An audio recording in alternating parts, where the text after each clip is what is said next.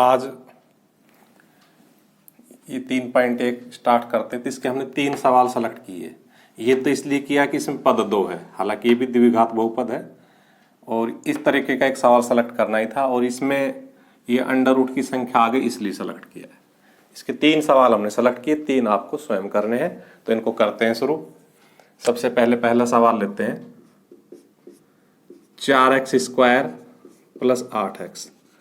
जब हम शून्य ज्ञात करते हैं तो सबसे पहले गुणनखंड करते हैं, और जब गुणनखंड करते हैं तो सबसे पहले हम कॉमन का विचार करते हैं कि इसमें कुछ कॉमन तो नहीं है। तो देखो इसमें 4x कॉमन दिखाई दे रहा है, तो हम 4x कॉमन ले लेंगे। यहाँ से 4x कॉमन लेने के बाद क्या बचेगा, x, क्योंकि x की घात 2 है, एक घात बाहर आ गई, एक अंदर बच जाएगी, प्लस 4 का भाग 2 में देंगे, 8 में देंगे तो 4 दूनी 8, तो भर जाएगा, और x बाहर हमने निकाल ही दिया। इससे आगे इसके गुणनखंड नहीं हो सकते, तो ये इसके गुणनखंड हो गए। शून्यक निकालने के लिए सभी गुणनखंडों को 0 के बराबर रखते हैं, तो उसका शून्यक निकल जाता है। क्योंकि हमने कल भी एक एग्जाम्पल लिया था कल की वीडियो में कि अगर x + 6 में x के स्थान पर क्या रख दे, -6 रख दे, तो इसकी वैल्यू 0 हो जाएगी। अर्थात इसकी वैल्यू 0 कब हो, यानी कि बराबर 0 रख दो, फिर इसको हल कर लो, तो इसकी वैल्यू क्या हो जाएगी, उस जो संख्या प्राप्त होगी हमें, या तो ऐसे डायरेक्ट रख सकते हैं छोटे सवाल में, नहीं तो बड़े सवाल में हम क्या करेंगे, इसको 0 के बराबर रख लेंगे, तो इसको कैलकुलेट करेंगे तो x की वैल्यू -6 ही आ जाएगी। और वैसे भी हम मौखिक भी -6 ही रख रहे हैं। तो कुल मिला के हम जब शून्यक ज्ञात करते हैं तो उसके प्रत्येक गुणनखंड को शून्य के बराबर रख लेते हैं। तो लिखेंगे 4x बराबर 0 रखने पर, तो देखो x बराबर क्या हो जाएगा, 4 का उधर जाके भाग लग जाएगा, 0 में 4 का भाग लगने से 0, तो इसका एक शून्य का आ गया 0। अब लिखेंगे x + 2 बराबर 0 रखने पर,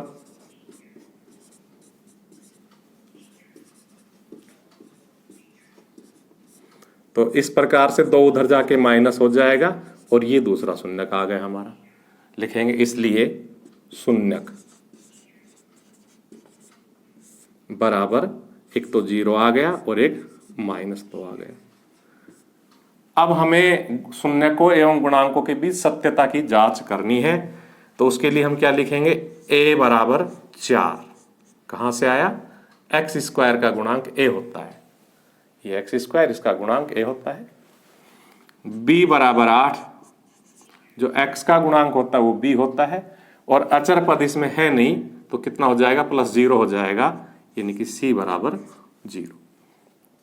अब इनमें रिलेशन क्या है, इनमें एक तो रिलेशन है इनका योग, शून्यकों का योग, तो हम क्या लिखेंगे, अल्फा प्लस बीटा। अल्फा का मान कितना है, 0, बीटा का मान कितना है, -2।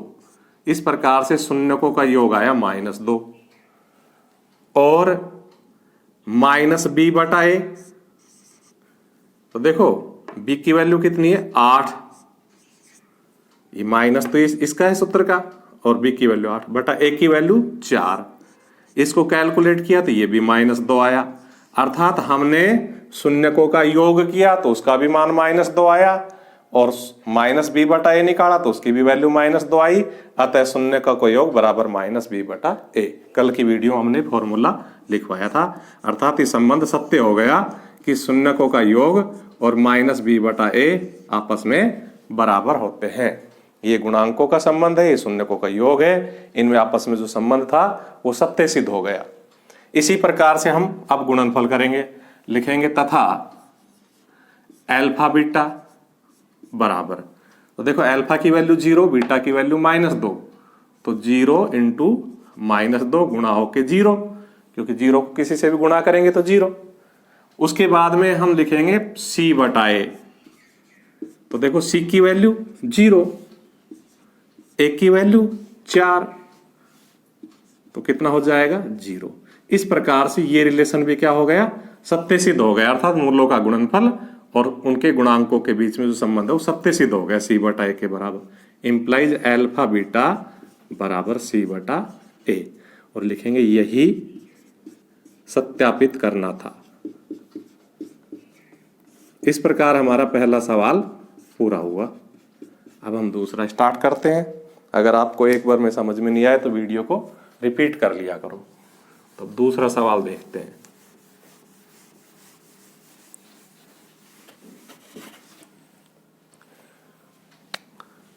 तीसरा सवाल हमने सेलेक्ट किया है, दूसरा नहीं है।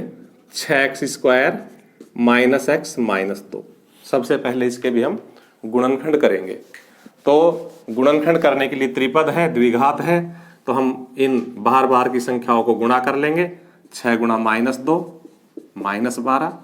इस -12 के ऐसे दो गुणनखंड करेंगे कि उनको गुणा करे तो -12 आए और उनको जोड़े तो -1 आए, क्योंकि यहाँ माइनस इसलिए -1 आना चाहिए।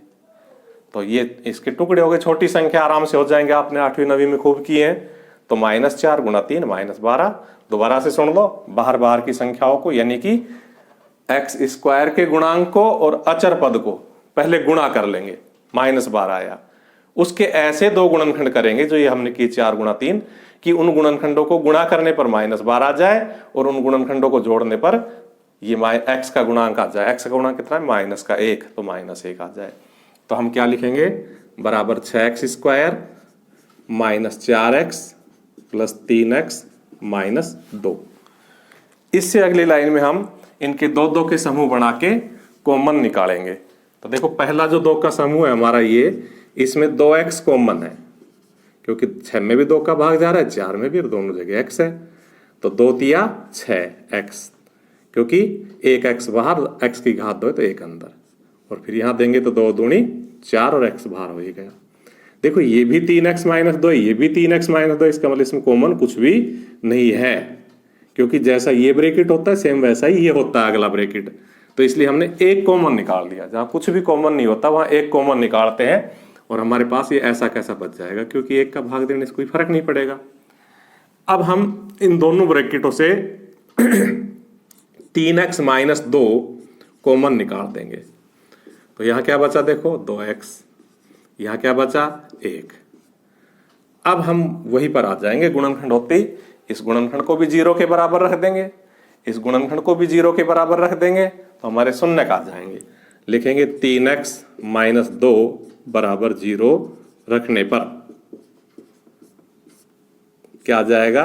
3x बराबर 2 उधर जाके प्लस हो जाएगा, फिर x बराबर 2/3। इस प्रकार से हमारा अल्फा आ गया किस्म का।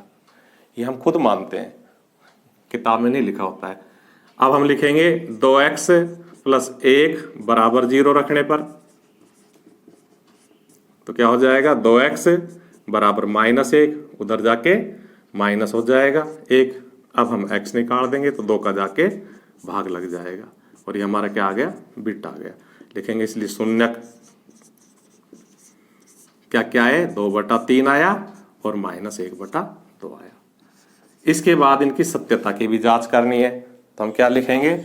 हम लिखेंगे अल्फा प्लस बीटा बराबर, देखो अल्फा कितना है हमारा? 2/3, बीटा कितना है? -1/2, तो 2/3 प्लस -1/2। इनका जोड़ कर देंगे तो 6 एलसीएम आ जाएगा। 3 का भाग दिया 2 बार, 2 दूनी 4, प्लस माइनस मिलके माइनस, 2 तिया 6, 1/6। अब हम लिखेंगे -b/a, क्योंकि जो मूलों का योग होता है, शून्यकों का जो योग होता है वो -b/a के बराबर होता है। हम इसको भी कैलकुलेट करते हैं, तो हम पहले क्या लिखेंगे? a बराबर, तो देखो a हमारा कितना? 6, b बराबर कितना है? -1, c बराबर कितना है? -2। तो यहां से वैल्यू रखेंगे, b की वैल्यू -1, तो देखो ये माइनस तो ऑलरेडी है फॉर्मूले में है, और वो वैल्यू है -1, 1 की वैल्यू 6। तो देखो ये दोनों माइनस मिलके क्या हो जाएंगे? प्लस हो जाएंगे। और इस प्रकार से क्या प्रूव हो गया? अल्फा प्लस बीटा भी 1/6 आ गया, -b/a भी 1/6 आ गया। तो ये संबंध सत्य सिद्ध हो गया। इंप्लाइज अल्फा प्लस बीटा बराबर -b/a। अब हम दूसरा संबंध सत्यापित करेंगे।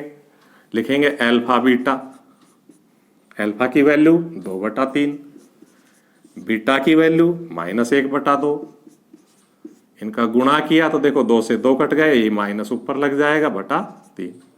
c/a क्योंकि मूल शून्यकों का गुणनफल c बटा ए के बराबर होता है, तो c बटा ए निकालेंगे तो -2/6, -2/6 काटेंगे तो माइनस का 1/3।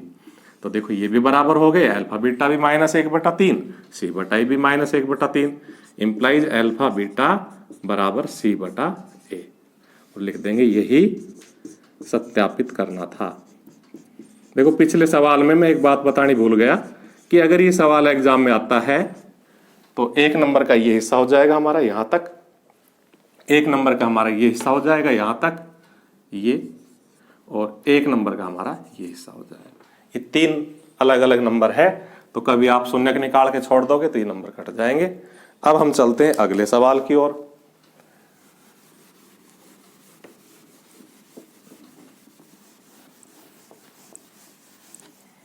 तो देखो इसको सिर्फ इसलिए सेलेक्ट कर लिया कि इसमें अंडर रूट है, बाकी सवाल इससे भी आसान है क्योंकि इसमें टुकड़े करने का भी चक्कर नहीं पड़ेगा। तो x² minus √3 plus 1 x plus √3। बस पहले x की इन दोनों में गुणा कर दो, √3 से भी 1 से भी, तो क्या हो जाएगा x² माइनस √3x। इस माइनस की वजह से निशान बदलेगा, तो माइनस x से कम, x प्लस था माइनस हो गया, प्लस √3। अब देखो ये ऑलरेडी 4 है, इसलिए ये सवाल और भी आसान हो जाता है। अब हम 2 के जोड़े बना लेंगे। तो पहले जोड़े में x कॉमन लिया, इसमें हमारे पास x बचा माइनस √3 बचा। इसमें फिर कुछ कॉमन नहीं है तो 1 कॉमन ले लेंगे x, और इस माइनस की वजह से निशान बदलेगा, यहाँ प्लस है तो क्या हो जाएगा माइनस हो जाएगा √3। इस प्रकार से अब x माइनस √3 हम कॉमन ले लेंगे, तो हमारे पास क्या बचेगा यहाँ पर x और यहाँ पर -1। पहले इस गुणनखंड को 0 रख देंगे, एक शून्य का जाएगा, फिर इसको 0 रख देंगे, दूसरा शून्य का जाएगा, तो लिखेंगे x माइनस √3 बराबर 0 रखने पर, तो क्या हो जाएगा x बराबर √3। ये हमारा एक शून्य का आ गया। x माइनस 1 बराबर 0 रखने पर तो क्या हो जाएगा इंप्लाइज x बराबर 1। ये हमारा दूसरा शून्य का आ गया, लिखेंगे इसलिए शून्य बराबर √3 और 1। अब हम लिखेंगे a बराबर, तो देखो x² का गुणांक a होता है 1 है, यहाँ कुछ नहीं है ना, तो 1 है। b बराबर माइनस का √3 प्लस 1, c बराबर √3। अब हम लिखेंगे अल्फा प्लस बीटा। तो अल्फा की वैल्यू देखो √3, बीटा की वैल्यू 1, तो √3 प्लस 1। अब हम लिखेंगे c बटा a, b माइनस b बटा a, माइनस b का मान माइनस √3 प्लस 1,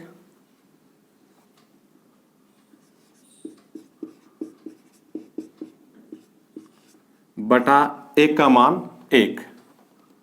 तो देखो ये दोनों माइनस मिलके प्लस हो गए और हमारे पास √3 प्लस 1 बच गया। बटा 1 हमें लगाने की जरूरत नहीं, क्योंकि 1 का भाग जाने से कोई फर्क नहीं पड़ता है देने से। और इस प्रकार से देखो अल्फा प्लस बीटा यानी कि शून्यकों का योग भी √3 प्लस 1 आया, माइनस b बटा a भी √3 प्लस 1 आया, तो ये संबंध हमारा सत्यापित हो गया, माइनस b बटा a। अब हम गुणनफल करेंगे अल्फा बीटा। तो देखो अल्फा √3 बीटा 1, तो √3 इंटू 1 बराबर √3। फिर हम c बटा a निकालेंगे, तो देखो c √3 a 1, तो √3 बटा 1 यानी कि √3।